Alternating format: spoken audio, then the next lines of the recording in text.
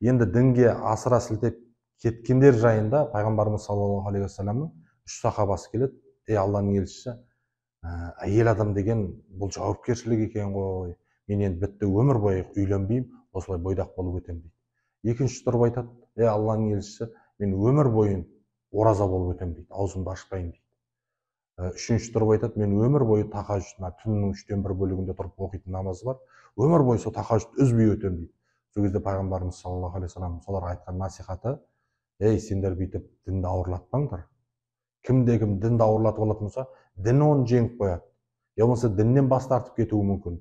Мен пайғамбар бола тұра, мен үйленем деді, мен көбейем. Мен пайғамбар бола тұра, дін маған түсе тұра, мен аузым кейде ораза болатын болса, кейде аузым ашық. Және үшінші сахабаға айтады, сен мына тахаджудты өмір бойы оқып өтемін деп ант бермей-ақ қой дейді. Сен ертең қартаясың, орындай алмай қалуың мүмкін дейді. Сонда екеуі қайтады жаңа. Ораза болып кетем, үйленбеймін деген екі сахаба қайтады дегеннен. Үшінші сахаба жаңа өмір бойы тахаджуд намазын, түнгі намазды үзбеймін деп, 5 уақыттан бөлек қой енді ол нәпіл намаз. Сол өзінің дегеніне тұрып алады.